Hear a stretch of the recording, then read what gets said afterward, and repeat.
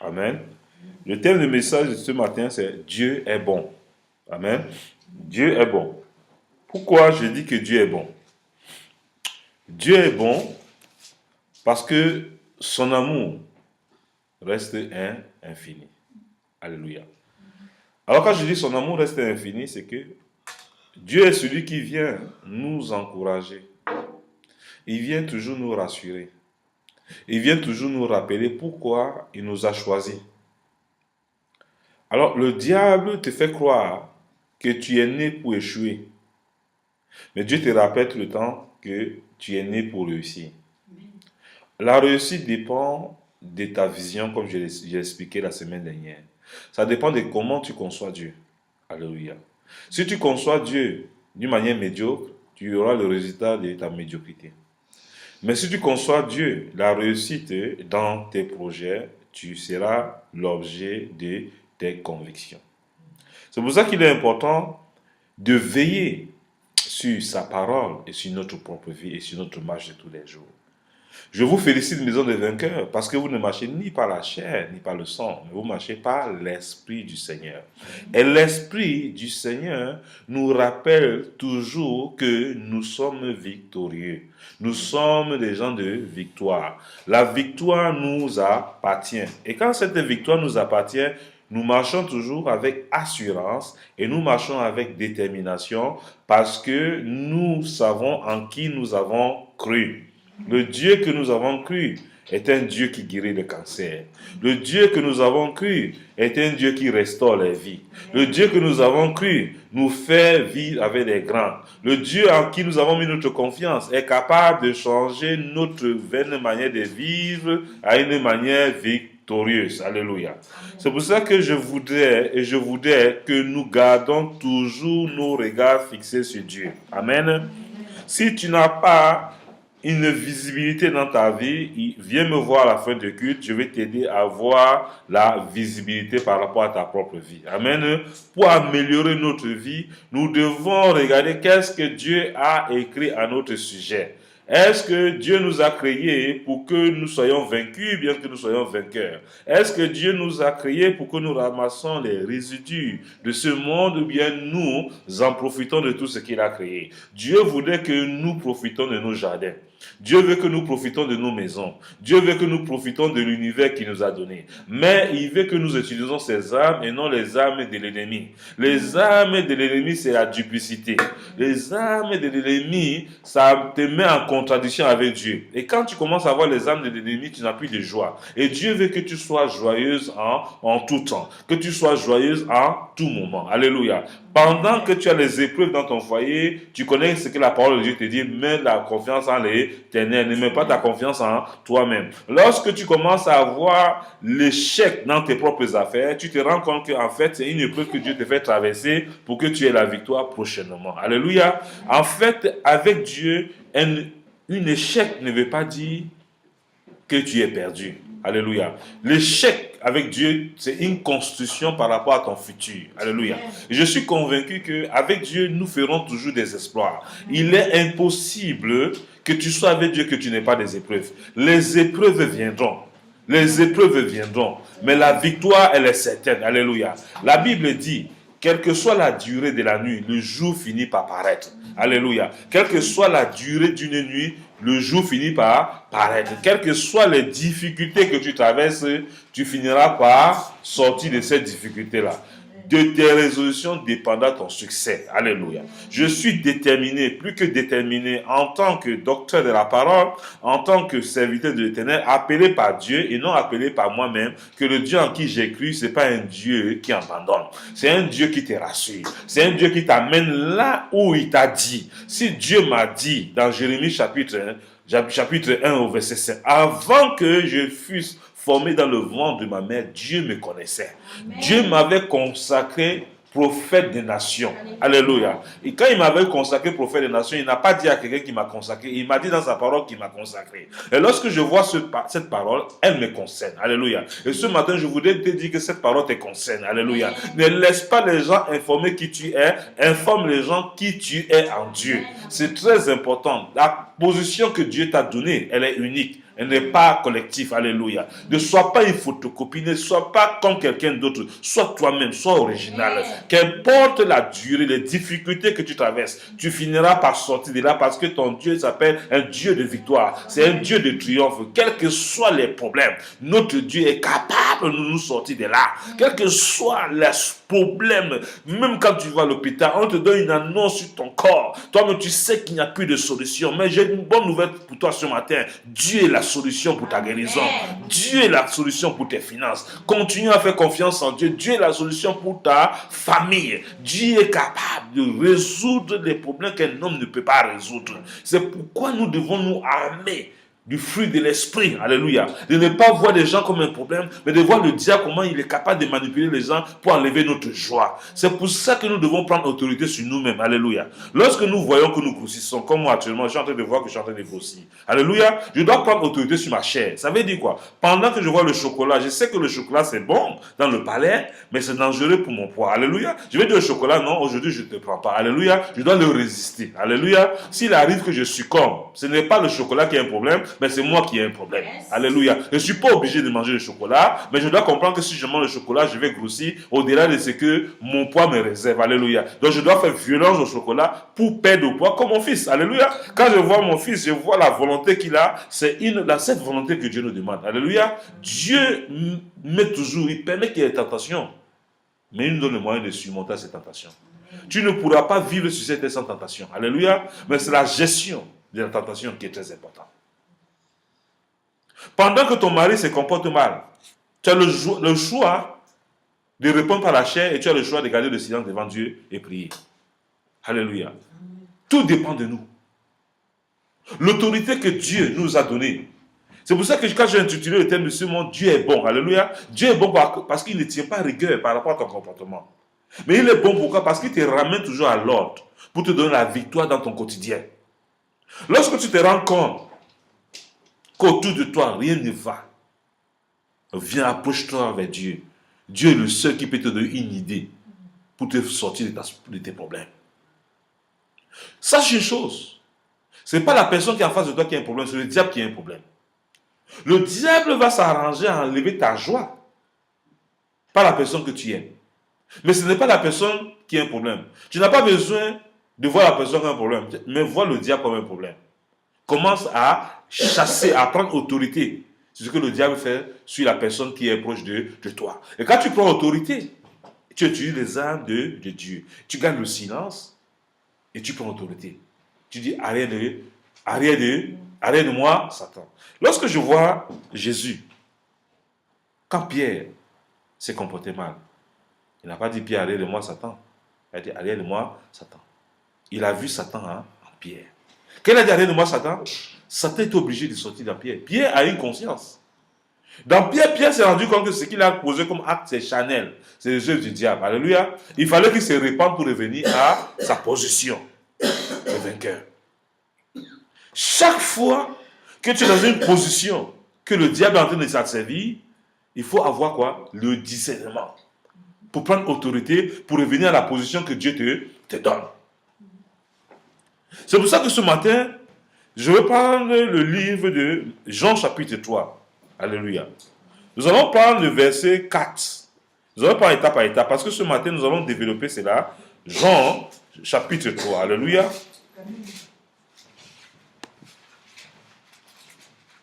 Jean chapitre 3. Du verset 4 au verset 8. Alléluia. Pasteur Suzanne nous dit ça. Amen. Jean chapitre 3, verset 8 à 9. 4 à 8. Ah, Jean chapitre 3, verset 4. J'ai lu. Nicodème lui dit, comment un homme peut-il naître quand il est vieux? Peut-il rentrer dans le sein de sa mère et naître? Jésus répondit, en vérité, je te le dis, si un homme ne naît d'eau et d'esprit, il ne peut entrer dans le royaume de Dieu. Ce qui est né de la chair est chair, et ce qui est né de l'esprit est esprit. Ne t'étonne pas que je t'ai dit, il faut que vous naissiez de nouveau. Le vent souffle où il veut, et tu en entends le bruit, mais tu ne sais d'où il vient, ni où il va. Il en est ainsi de tout homme qui est né de l'Esprit. Alléluia. Jean, chapitre 3, verset 4. Nicodème était un docteur de la parole. Aujourd'hui, nous avons des pasteurs, des docteurs, des évangélistes, mais qui sont criblés par le diable. Tout simplement parce qu'ils ne sont pas nés d'eau et d'esprit. Nicodème, docteur de son état, enseignant de la parole. Il dit Jésus, comment un homme peut-il naître quand il est vieux? Peut-il entrer dans le sein de sa mère et naître? Jésus répondit, en vérité, je le dis, si un homme ne naît d'eau et d'esprit, il ne peut entrer dans le royaume de Dieu. Ce qui est né de la chair est chair et ce qui est né de l'esprit est esprit. C'est pour ça que c'est impossible de convaincre quelqu'un de la parole s'il n'a pas accepté Jésus comme son Seigneur et Sauveur personnel et s'il n'a pas accepté d'être baptisé. Il ne discute pas avec ces personnes. C'est charnel. Ils ne comprendront rien de ce que tu dis. En fait, quand tu nais d'eau et d'esprit, tu marches dans une dimension de foi. La foi est une folie pour ceux qui périssent. Quand on dit ceux qui périssent, c'est ceux qui n'ont pas d'espérance par rapport à leur vie. Ils ne savent pas ce qu'on parle de l'éternité. Tu ne peux pas dire à quelqu'un qui ne connaît pas, qui n'est pas né de nouveau, il faut avoir la foi. Il va comprendre que la foi là, c'est quoi?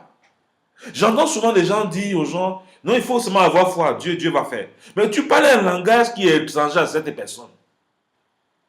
Elle est étrangère. C'est pour ça, parfois, moi, je garde le silence devant la situation. Parce que ce n'est que ma prière qui peut amener la personne à recevoir l'Esprit du Seigneur. C'est Dieu qui convainc quelqu'un du péché. Nous ne pouvons pas convaincre quelqu'un du péché.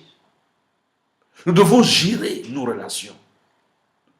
Nous devons gérer nos relations parce que nous pensons et ce que nous disons.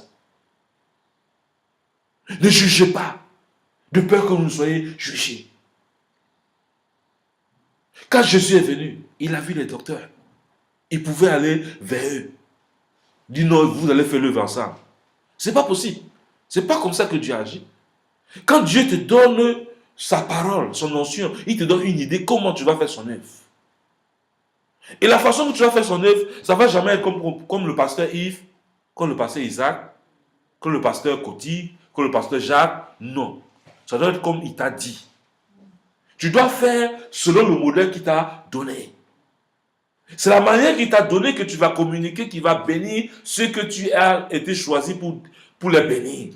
Il a été destiné pour une catégorie de personnes. Alléluia. Et cette catégorie de personnes doit être bénie par mon ministère de la manière que Dieu m'a instruit.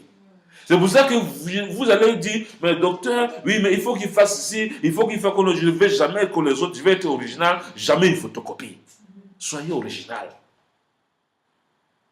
Dieu est bon. Dieu est bon. Dieu voudrait que nous soyons sages, que nous utilisions ces âmes. Alors, pour comprendre les âmes de Dieu, il faut que nous l'acceptons comme notre Seigneur et Sauveur personnel et que nous acceptons d'être baptisés comme le modèle de Jésus. Jésus allait se baptiser par Jean-Baptiste. Parce que s'il ne le faisait pas, la puissance d'en haut ne pouvait pas complètement l'envahir. Alors, pour que la puissance de Dieu t'envahisse, il faut que tu reçoies Jésus comme ton Seigneur et Sauveur personnel et que tu entres dans les eaux du baptême. Qu'on ne te trompe pas. Tu n'es pas entré dans les eaux du baptême, tu ne peux pas comprendre les principes du royaume avec la puissance du Saint-Esprit. Ce n'est pas possible. C'est quand Jésus lui-même, Dieu, 100% homme, 100% Dieu, est entré dans les eaux, que la colombe est venue confirmer que celui-ci est mon fils bien-aimé. Et que l'homme est venu confirmer.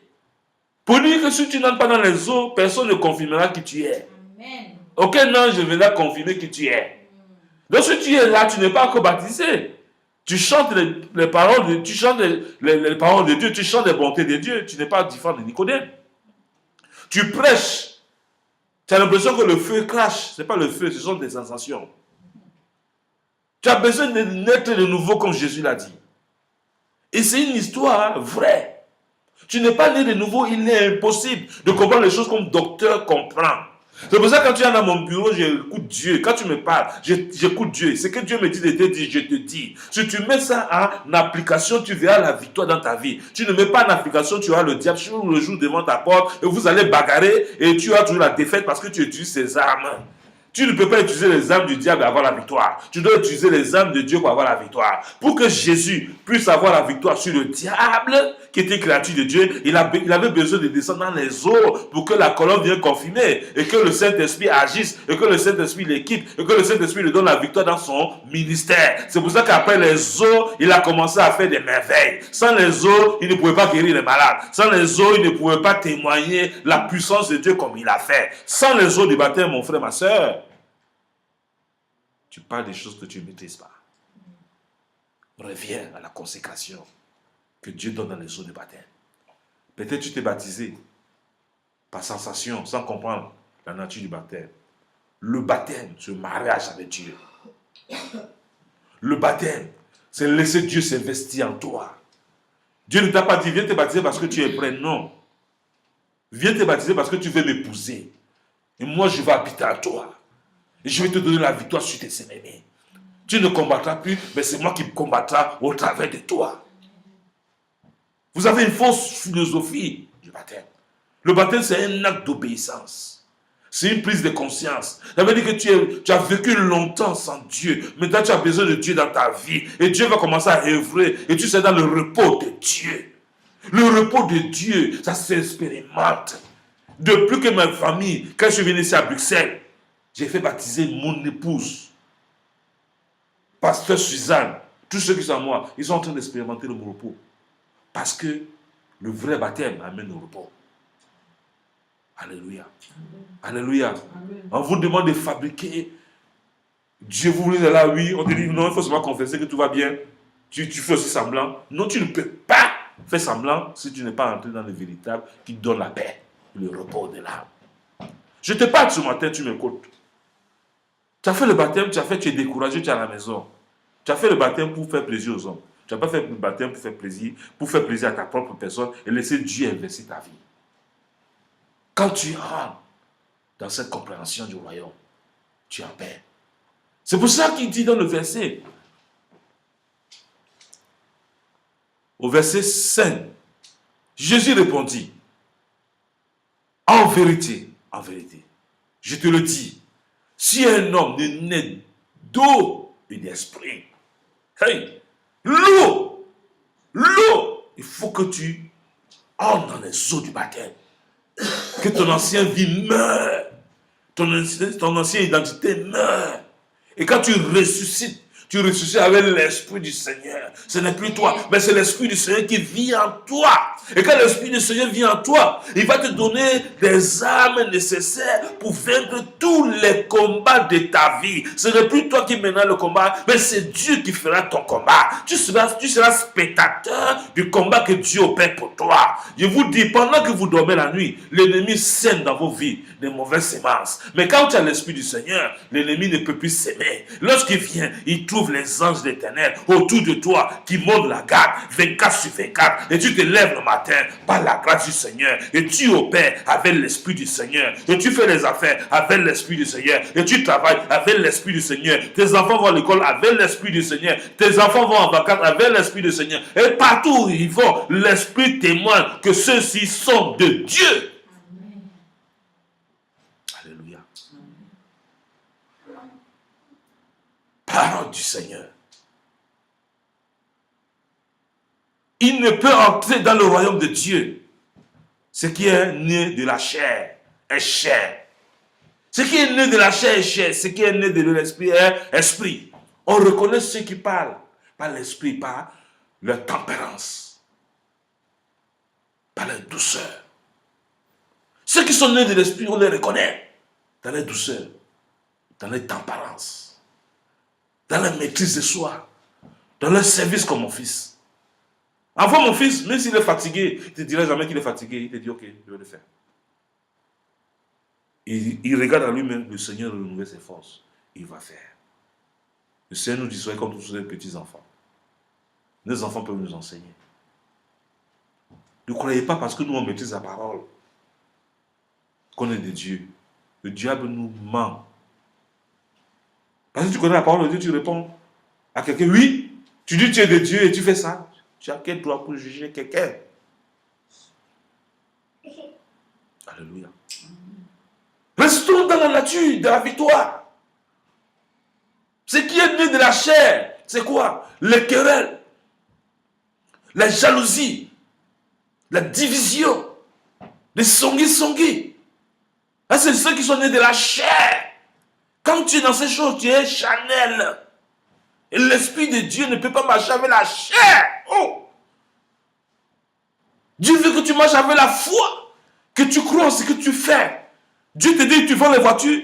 Même si tu as payé une voiture, 2 voitures, 3 voitures, et une année, tu n'as pas vendu, sois persévérant. C'est les fruits de l'Esprit. Ne te décourage pas. À l'heure marquée, à l'heure convenable, Dieu va te faire vendre cela et tu vas régler ce qu'il faut régler avec cette vente.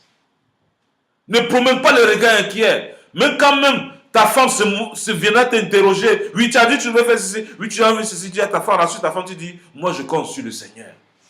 Je ne compte pas sur mes propres forces. Ceux qui comptent dans la chair, c'est pour ça qu'ils facilement, ils marchent dans la corruption. Facilement, ils mentent comme ils respirent. Ils sont capables d'aller chez les charlatans parce qu'ils veulent satisfaire les chairs. Et quand vous les voyez comme ils veulent réussir, c'est pour prouver aux gens qu'ils ont réussi. On n'a rien à prouver aux hommes. Mais on a tout à prouver à Dieu. C'est pour ça que dans l'abondance, nous devons louer Dieu. Dans la discerne, nous devons louer Dieu. Le livre de Romains nous dit ça. Est-ce que nous louons Dieu en tout temps? Non. Comme il y a une femme, alléluia, elle est mariée avec son mari. Ils ont fait 7 ans de mariage. Pendant les 7 ans de mariage, tous les amis qui sont mariés ont déjà eu 4-5 enfants. Elle n'a pas eu d'enfants. Et son mari, Dieu l'utilisait au Nigeria dans les grands miracles. Il prie pour les stériles guérissent. Et les femmes stériles a accouché. Au travers de lui, les paralytiques marchaient. Les morts me ressuscitent. Mais chez lui, il n'y a pas d'enfant depuis 7 ans. Tout le monde a commencé à se moquer d'eux. Lui, il dit il fait les miracles. Chez lui, il n'arrive pas à faire des miracles. Jusqu'à sa femme s'est moquée de lui. Une nuit, il est rentré. Sa femme dit oui, il n'accouche pas à cause de toi. Parce que tu vas de gauche à droite. Tu es en train de prêcher. Tu n'as pas le temps pour moi. Si seulement tu restais auprès de moi et que tout le jour on était ensemble, sûrement l'enfant va venir. Mais c'est à cause de toi que tu me donnes toutes ces hontes. C'est un je n'ai pas d'enfant. Le pasteur s'est mis à pleurer. Il n'a pas répondu à sa femme. Sa femme dit pourquoi tu pleures? Il dit non, je pleure. Je pleure. Parce que je n'ai rien à te dire par rapport à ça. Il a pleuré. Il a pleuré. Il dit Dieu, est-ce que moi je suis Dieu? Est-ce que moi je ne fais que te servir? C'est toi qui donnes à ton temps, à ton heure, comme tu veux. Alléluia. Le pasteur a pleuré pendant toute la nuit, c'est larmes. Parce qu'il ne voulait pas rentrer dans la chair. Personne ne pouvait le consoler. Seul Dieu pouvait consoler le pasteur. Parce qu'il n'attendait pas ça de sa femme. Mais il a dit, sa femme doit être sa première fidèle. Alléluia. Il est resté là. Accepter sa femme. Il a laissé la prière. Il a continué à faire le travail de Dieu. Alléluia. 7 mois après, tu as visité sa femme. Sa femme était enceinte. 4 enfants en même temps dans la voie. Alléluia. Amen. Et pendant ce temps, il n'était pas là. Il est parti à Londres. Il a fait 6 mois. La femme était enceinte de 4 enfants dans l'échographie. Chaque jour, sa femme allait à l'hôpital. Elle fait 3 jours, elle rentrait. Elle avait des douleurs. Il dit à son mari, mais il faut prier ton Dieu pour qu'il calme les douleurs. Il dit, femme, la femme t'a accouché avec les douleurs, avec l'enfantement. C'est les signes de ta grossesse. Tu dois supporter. Oh non, je ne veux plus les enfants, ça fait trop mal. Ma femme, une femme enceinte doit supporter les douleurs. Dieu est avec toi, je suis avec toi. Alléluia. Au bout de 9 mois, la femme a accouché les 4 enfants. Alléluia. La joie venait dans le cœur de la femme. Elle a commencé à téter les enfants. Elle ne dormait plus. Parce qu'il fallait qu'elle donne là. Elle dit, oui, tu n'es pas là, tu es en train de faire le travail de Dieu. C'est toi qui dois porter les enfants de gauche à droite. Il dit, ok, ma femme, comme tu as dit que je le ferai. Le mari, il est venu à la maison. Il a commencé à porter l'enfant avec elle. Elle a des douleurs. Oh non, c'est à cause de toi que j'ai des douleurs comme ça là. Tu n'avais pas mis les enfants là. Le mari a demandé à la femme. Monsieur l'a porté soutenir. Alléluia. Il n'a pas appuyé sa femme que tu es Chanel. Il a regardé sa femme en disant c'est pas elle. Il va chasser le diable.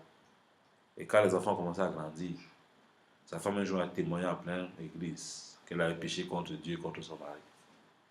Et son mari l'a supporté. Et à partir de ça, c'est là qu'elle a été née de nouveau. Elle a demandé à son mari de la rebaptiser de nouveau. Parce que le baptême qu'elle avait fait n'était pas un vrai baptême. C'était un baptême, elle l'avait fait parce que tout le monde s'est baptisé. Mais quand elle s'est rebaptisée, l'Esprit de Dieu descendait sur elle. Elle n'était plus pareille. Alléluia. Elle a commencé à avoir des choses d'une dimension. Et son mari était obligé parfois de porter son sac pour l'accompagner dans les conférences. Pour qu'elle témoigne comment Dieu opère. Alléluia. Pour te dire, si tu fais un mauvais baptême, tu vas voir que tu es Chanel. C'est plus fort que toi. Les œuvres de Satan seront plus que les œuvres de Dieu. Tout ce que... Parce que quand tu es né vraiment de Dieu, c'est Dieu même qui te rappelle chaque fois. L'Esprit de Dieu en toi te dit, ne fais pas ça. Ne fais pas ça. Ne fais pas ça. Il t'aide avec le diable. Est-ce que c'est possible que sans Dieu tu peux faire des exploits? Tu ne peux pas. C'est pour ça que Jésus a dit à Nicodème, malgré ton doctorat dans la parole. Alléluia. Alléluia. Malgré ta position de chef parmi les Juifs. Si tu veux être dans mon royaume, là, si tu veux entrer là-bas, il faut que tu naisses de nouveau. Et que tu te fais baptiser. N'ayez pas peur de dire à votre patron, si tu veux comprendre le mystère de la vie, fais-toi baptiser. Alléluia. Il faut que tu naisses de nouveau. Quand tu es avec tes amis, quand tu vois qu'ils font des choses terribles, dis que, de tes propres forces, tu ne peux pas. Il faut que tu naisses de nouveau et que tu te fais baptiser. Par immersion. Pas baptiser, mettre quelques gouttes d'eau sur la tête. Non. Par immersion. Très important. Alléluia. Alors, ce pasteur était béni avec combien? 4 enfants. Parce que quoi? Il a vu que son combat n'était pas le sien. C'est le Seigneur qui devait combattre pour lui. Et Dieu l'a donné après 7 ans. Est-ce que toi, au milieu des difficultés, au milieu de ces épreuves-là, tu peux savoir que Dieu est avec toi? Le diable va te faire comprendre que non, c'est sûrement parce que tu as péché, qu'il y a des blocages, qu'il n'y a pas d'enfant. Ça dépendra comment toi tu vas gérer cette crise avec les fruits de l'esprit. Nous ne sommes pas les premiers. Abraham, qui s'appelle père de la foi, il a fait combien d'années d'épreuves? Il a commencé à s'appeler père d'une multitude de nations sans avoir un enfant. Il s'est appelé père d'une multitude de nations sans avoir un enfant. Sarah commence à s'appeler mère d'une multitude de nations sans avoir un enfant. Aujourd'hui, si je te dis, appelle-toi père d'une multitude de nations, appelle-toi mère d'une multitude de nations, appelle-toi milliardaire, tu vas commencer à rire. Est-ce que je suis milliardaire réellement? C'est parce que tu es Chanel que tu peux t'appeler milliardaire. Parce que les ressources de la terre appartiennent à ton Père. Et tu es né de l'Esprit de Dieu. Et ceux de l'Esprit de Dieu triomphent de ce monde. Tu vas te voir grand. La position que tu te vois, tu le seras. Abraham, malgré la moquerie de tous ses voisins, oh le chauve là, c'est pas ce qu'il parle. Il est resté persévérant à Dieu. Et Dieu l'a honoré. Et Dieu lui a donné quoi? Un enfant. Après combien d'années d'expérience? Après combien d'années d'épreuve?